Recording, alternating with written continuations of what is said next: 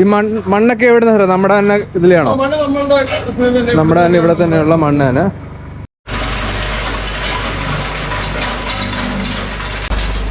ഇത് ചെറുതൊക്കെ ഡയറക്റ്റ് അരിച്ചു പോലെ ചെറുത് ഹോളിൽ കൂടെ പോകും, ബാക്കിയുള്ള ചെറുത് ഹോളിൽ കൂടെ ഹോളിൽ പോകാത്ത താഴെ വന്ന് പൊടിച്ചാണ്.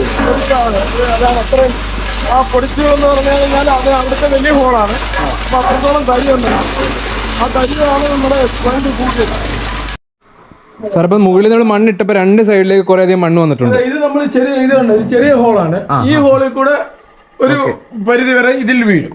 ബാക്കി വലിയ കല്ലുകളെല്ലാം കൂടെ അതിൽ പോയിട്ട് ഇവിടെ പൊടിച്ച് ഇത് വരും. ഒരേ സൈസിൽ പല പല ഗ്രേഡിൽ ഇത്രത്തോളം പല പല സൈസിലുള്ളതാണ് വരുന്നത്. ഇതും അതുമായിട്ട് നമ്മുടെ 50% പപ്പാതി ഇട്ടാണ് നമ്മൾ മിക്സ് ചെയ്യുന്നത്. അതുകൊണ്ട് ഇത്രയും ഈ തരിയുള്ളത് കൊണ്ടാണ് ഇതിന് നല്ല സ്ട്രെങ്ത് കിട്ടും. നല്ല സ്ട്രെങ്ത് മാത്രമല്ല, രണ്ട് ടൈപ്പിലാണ് വരിക. ഇതിൽ കുറച്ചും കൂടെ ഫൈൻ ആയിട്ടുള്ള സാൻഡ് ആണ്. മറ്റേതിനകത്ത് എല്ലാം മിക്സ് ആയിട്ട് ഇത് രണ്ടും കൂടെ മിക്സ് ആയിട്ടാണ് നല്ല ചരൽ.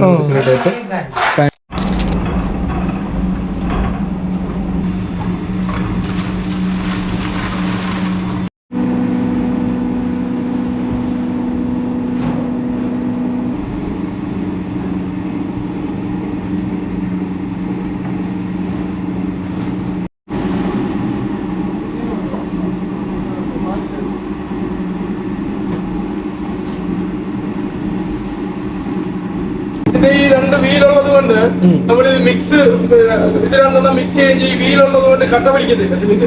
അതാണ് ഇതിന്റെ ഒരു പ്രത്യേകത. സിമെന്റ് ഇതിന് അല്ലെന്നുണ്ടെങ്കിൽ ഈ സിമെന്റ് നമ്മൾ ഈ വെള്ളം ഒഴിക്കുമ്പോഴത്തേന് ഈ സിമെന്റ് മണ്ണിനോട് ഹോളായിട്ട് കട്ട പിടിക്കും. അപ്പൊ ആ കട്ട പിടിച്ച് കഴിയുമ്പോൾ എല്ലായിടത്തും ഒരുപോലെ. അത് മാനുവൽ മിക്സ് അല്ല, മൊത്തം മെഷീനറീസ് നല്ല രീതിയിൽ സിമെന്റും ആ മണ്ണും 3 ടൈപ്പ് മണ്ണായിട്ട് നല്ല രീതിയിൽ മിക്സ് ചെയ്തെടുക്കുകയാണ് അല്ലേ? അതെ.